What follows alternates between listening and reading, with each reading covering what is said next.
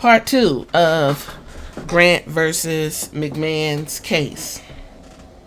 We left off at the signing of the NDA exchange for secure payments and safety, according to Vincent. Even after pushing Miss Grant out of the company and muzzling her with the NDA, McMahon continued efforts to exploit her, including attempting to traffic her to a WWE star who would be in New York City for a live event and TV taping on March 2022. Understandably, defendants' predatory conduct has left Ms. Grant crippled, both physically and mentally, including from debilitating symptoms of post-traumatic stress disorder and suicidal ideation. These symptoms led her to termination from subsequent job running her building. She got terminated from a subsequent job running her building's operation due to her inability to leave her home for weeks at a time. Despite McMahon's promise of reputational protection, WWE appears to have leaked information that led to the public disclosure of her name by a media blogger who cited a source in WWE with direct knowledge of the situation, which, upon information and belief, was an overt intimidation tactic aimed at Miss Janelle. WWE also attempted to sweep the matter under the rug following media reports that McMahon was involved in a hush money payment scandal. WWE released a statement on June 2022 that announced that a special committee of its board directors was investigating the alleged misconduct and appointed Stephanie McMahon as interim CEO and interim chairwoman. In this capacity, Miss Stephanie publicly affirmed her commitment to doing everything in her power to help the special committee complete its work and to implement its findings. Stephanie also declared the importance of a safe and collaborative workplace. Notwithstanding this public statement, the investigation was a sham. In November 2022, WWE touted the conclusion of the special committee investigation into misconduct, yet the special committee never even bothered to interview Ms. Janelle or request any documents, despite Ms. Janelle stating that she would cooperate. In SEC filings, the company tried to divert attention away from Vince's abuse of women by focusing on the technical issue of how hush money was accounted for. In the words of the company, the issue was immaterial accounting errors related to certain payments that Mr. McMahon agreed to make during the period of 2006 through 2022.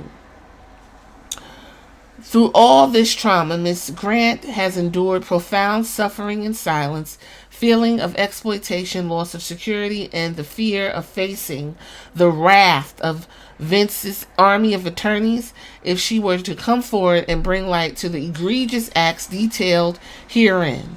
The time has passed, and Ms. Grant seeks to hold defendants accountable for their reprehensible and unlawful acts for her own sake and others. Ms. Grant, what does she want? This is what she wants.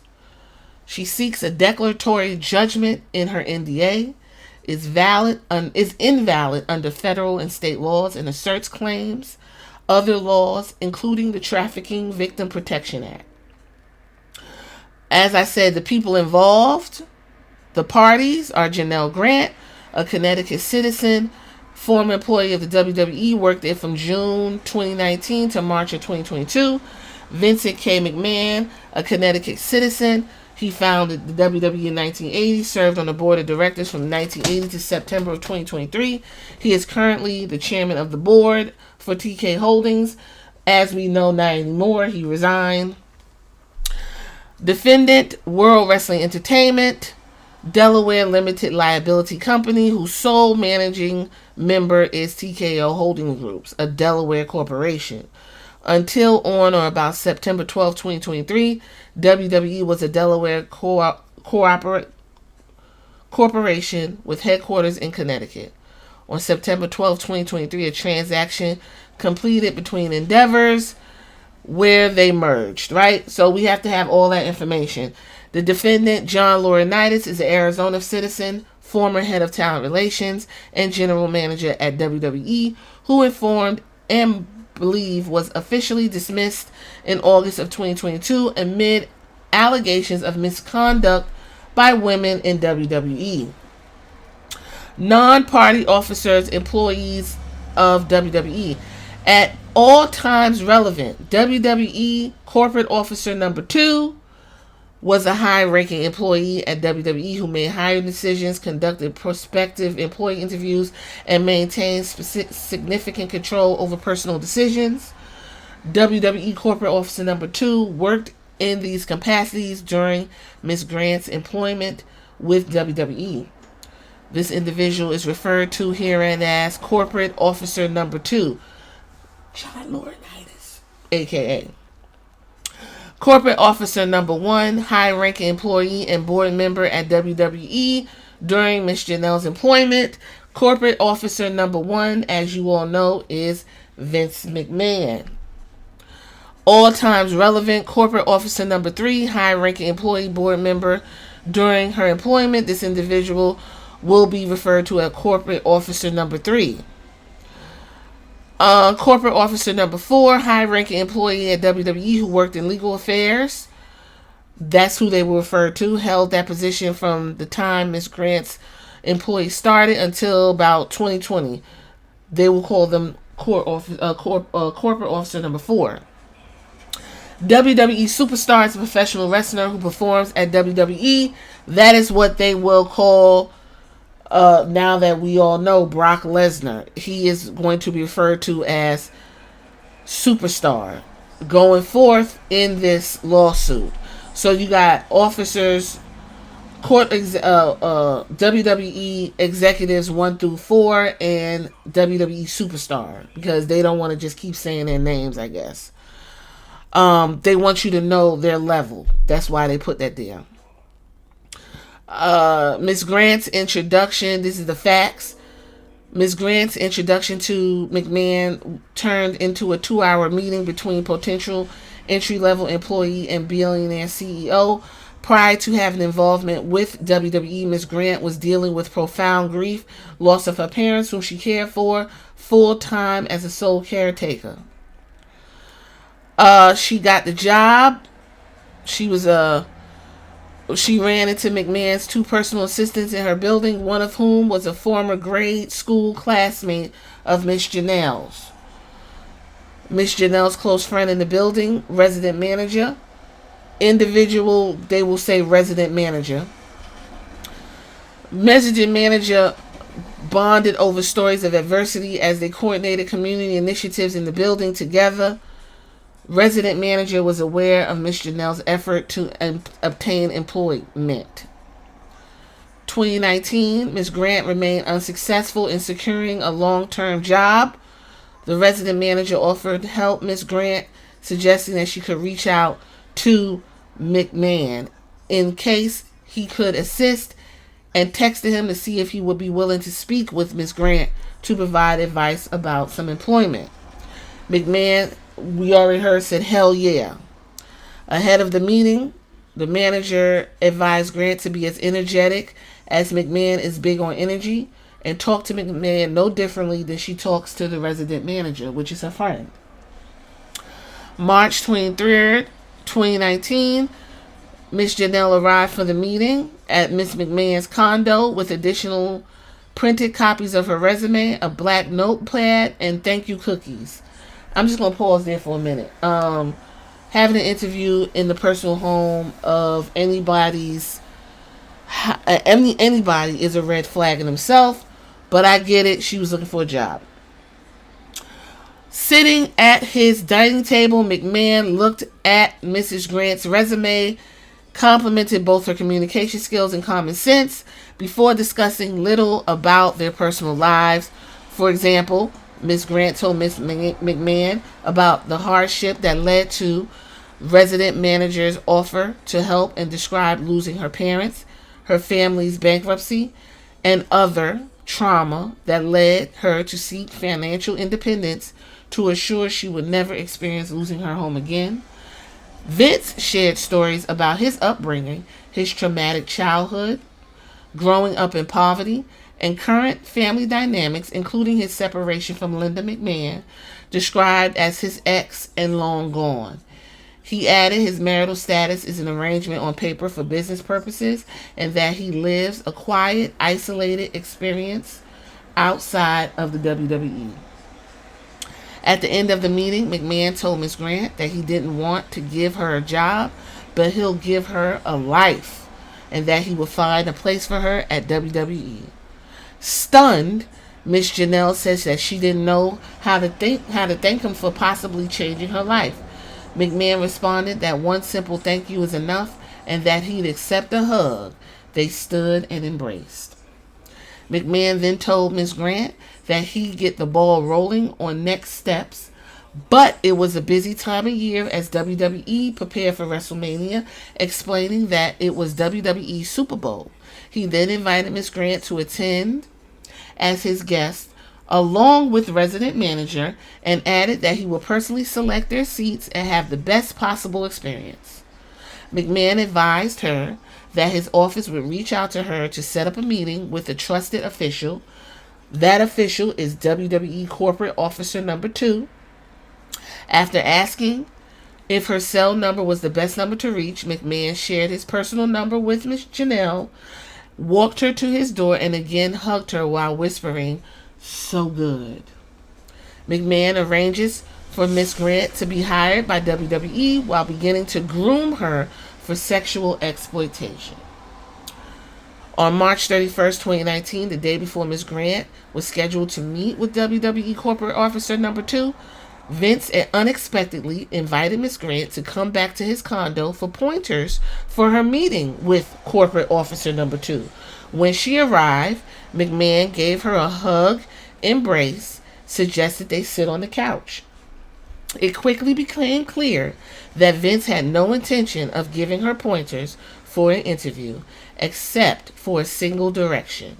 If the topic comes up during the meeting, Miss Janelle could state that they met through a mutual friend. During this meeting, McMahon described a surgery he had on his knee by touching Miss Grant's legs and drawing a line where the surgery had took place with his finger. He stated that similarly to rehabbing an injury, Miss Janelle cannot let scar tissue build up inside from her trauma, as her vulnerability is a gift. McMahon explained that people are intimidated around him and are afraid to touch him. McMahon had added that he is an affectionate person who likes to hug and starves for physical affection. McMahon then led Miss Janelle on a tour of his condo before hugging her goodbye, again whispering, "Feel so good." On April 1st, 2019, Miss Grant met with WWE Corporate Officer Number 2 at the WWE headquarters for a short time, with Corporate Officer Number 2 hardly asking any questions, saying that Corporate Officer Number 2 was figuring out where Miss Grant would be placed, and then promised to be in touch again after WrestleMania. Later that day, Miss Grant texted McMahon and enthusiastically described her meeting with Corporate Officer Number 2. She also commented on a dinosaur skull that she saw on McMahon's office wall, prompting his response, "By the way, if you're a bad girl, the T-Rex will eat you." Followed by, "Seriously, Janelle, whenever you land in WWE, you will be a credit to the organization." On April 7, 2019, Ms. Janelle Grant and resident manager were provided a VIP experience at WrestleMania, including private transportation and a black SUV arranged by McMahon. Per McMahon's instructions, Miss Janelle diligently took notes about her impressions from WrestleMania, her first time attending such event. Miss Grant left overwhelmed with emotion and feeling hopeful that everything McMahon promised was becoming a reality. Over the next several weeks, McMahon invited Grant to his condo on several occasions, each time assuring her that he would find the right position for her at WWE. For each meeting with McMahon, Miss Grant Miss Janelle Grant bought a sample job descriptions she found online to review with him and demonstrate the types of roles she might fit in. McMahon listened to Grant, asked her questions, and pointed out qualities that he described as rare gifts, including her goodness, vivaciousness, childlike innocence, and ability to be vulnerable, all things that made her an easy target. McMahon also initiated long physical embraces with Miss Grant, repeatedly telling her that he trusted her, that he could be himself around her, and how he'd open his home to her. During one visit to the condo in late April 2019, McMahon did agree with Miss Grant when she entered, but instead called her to his master walk-in closet. As soon as she turned the corner, McMahon emerged from his bathroom wearing only briefs. Shocked, Miss Grant turned around and apologized. As McMahon laughed and asked her to turn around, he then handed her a shirt, and asked for help with the buttons. McMahon reminded her that he was working hard on her role and said he felt good about her taking care of him. Around that time, McMahon also told Miss Grant that he would never forget how helpless she looked when they first met, that he wanted to wrap his arms around her and assure her that everything is going to be okay, and that Miss Grant's problems were in the past. Vince also told Janelle that he viewed her as a true friend. However, Vince advised Mrs. Grant that people at WWE could never know about their closeness, or else rumors would spawn and threaten them. Particularly due to Mrs. Grant's physical beauty, McMahon emphasized that circumstances could jeopardize the company. Around this time, he mentioned that he had an attorney on speed dial whom he described as the best of the best at making problems, including people who become problems, go away. On April 21st, 2019, McMahon unexpectedly invited Miss Grant to his condo to provide her an update. Upon arrival, McMahon assured her, Miss Grant, that he was a man of his word, that his office would be in touch with her as soon as the right role came along. As she turned to leave, McMahon grabbed a large black electric massager and told Miss Grant to turn around for a demonstration. He quickly moved to rubbing his hands on Miss Grant's upper back before reminding her that she would hear from his office about next steps in a day or two. I'm going to stop right here. Part 3 of the facts is right behind this.